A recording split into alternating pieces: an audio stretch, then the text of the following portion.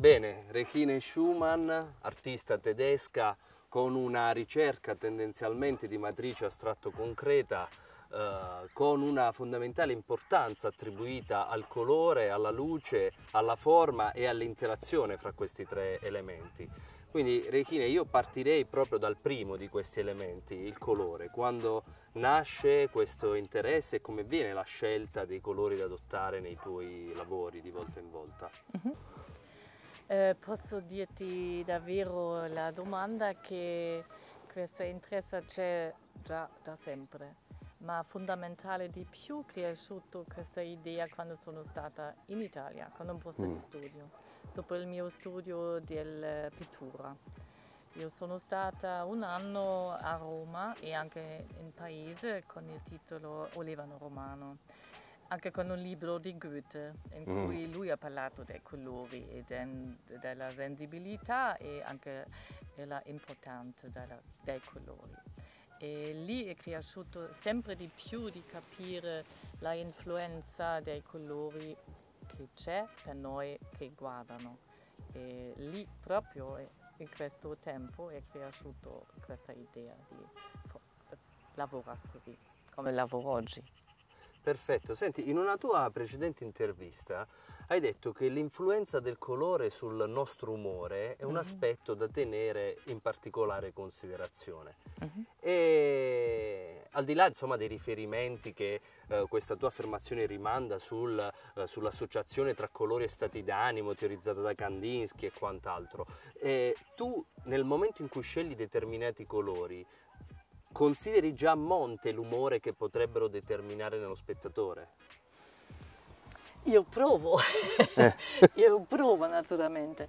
È spesso così, quando io entro in un spazio e c'è l'idea di far vedere una novità che prima non c'era, allora in senso che un lavoro vuota può essere anche una casa privata o anche già soltanto un progetto in cui si dice all'inizio forse sarebbe l'idea di presentare un'opera.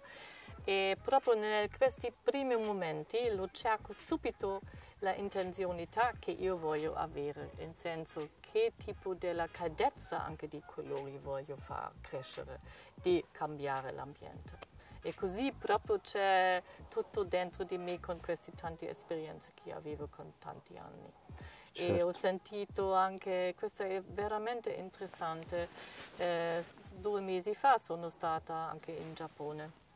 Ho fatto lì una mostra con una galleria e ho capito anche lì che secondo me non ne interessa la lingua che si parla, ma tutti noi sentiamo lo stesso sentimento dei colori e questo è veramente un grande piacere di conoscere che questo c'è importante e subito tocca a tutti, uguale della religione, della nazione, uguale dove si sta, si sente subito lo stesso.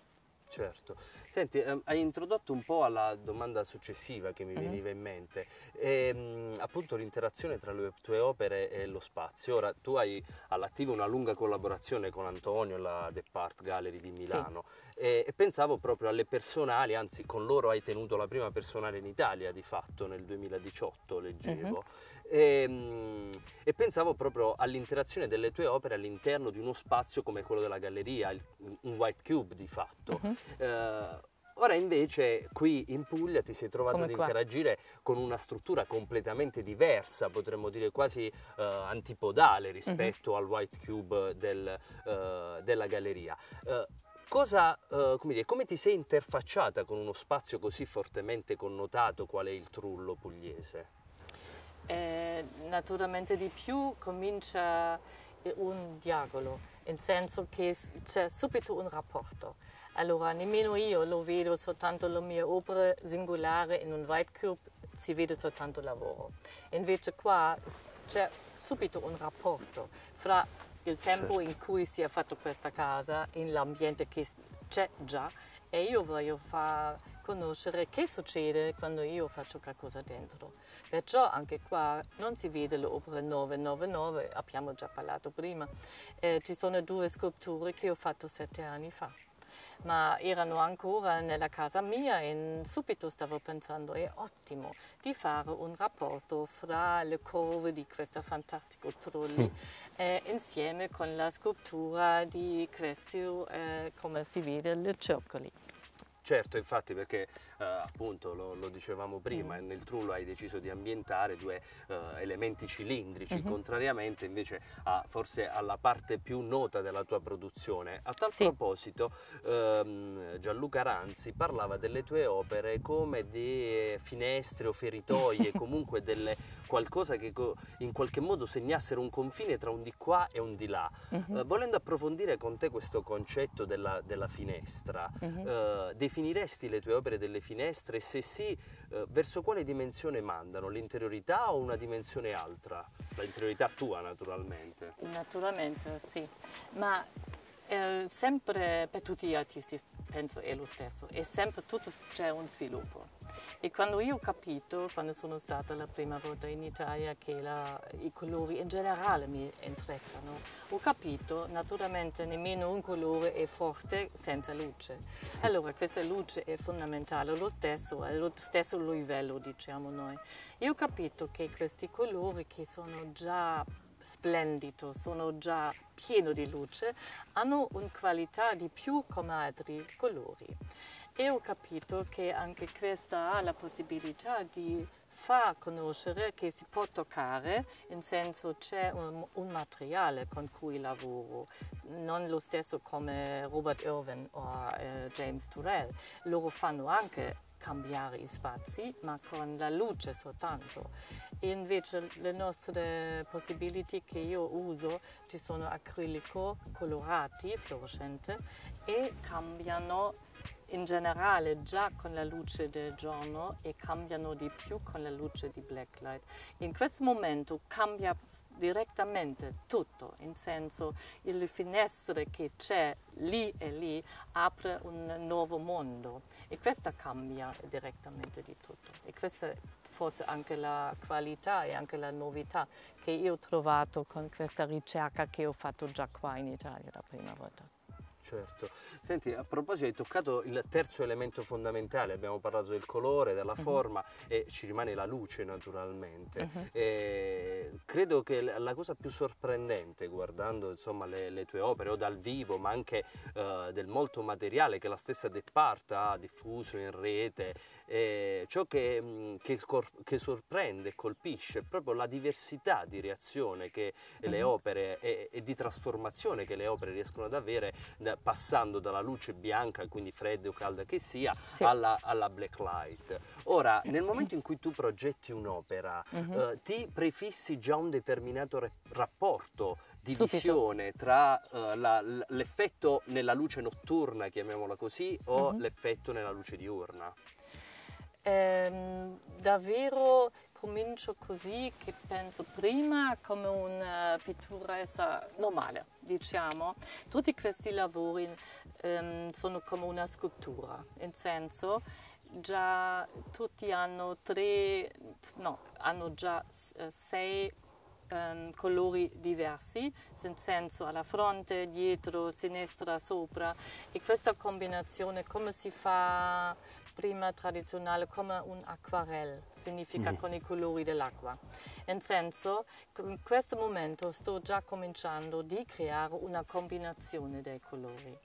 E dopo deciso anche la superficie è importante. Si può essere così trasparente come dentro nelle sculture che si può vedere, ma può essere anche satin, significa proprio chiuso e lasciano i colori soltanto come una cornice o come una aurea che fa crescere durante l'influenza di blacklight.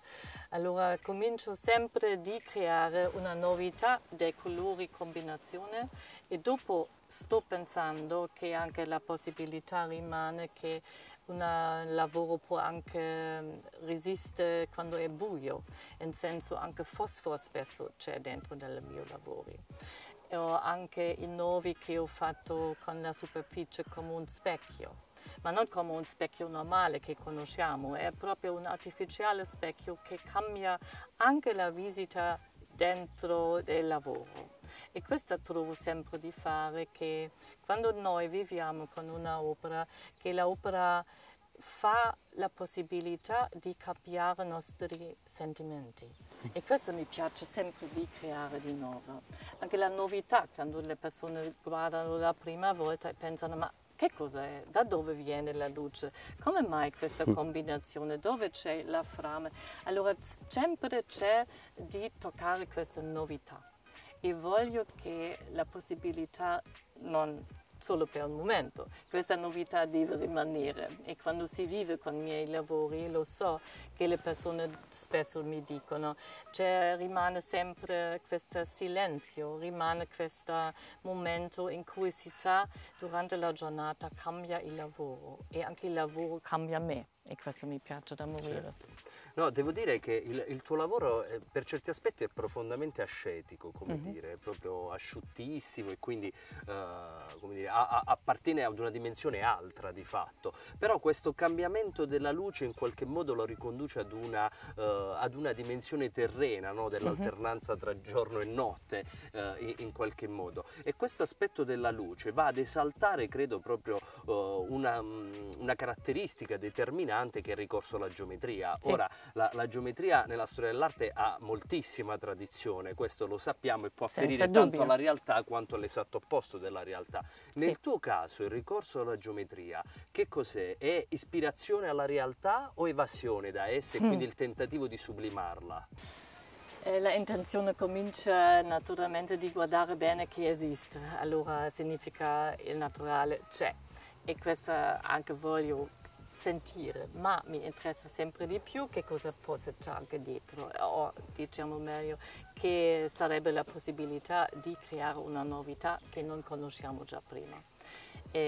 Ma tutto naturalmente succede oggi, e oggi significa che tutti i materiali con cui lavoro si produce oggi, non ieri, nemmeno nel futuro, esistono oggi.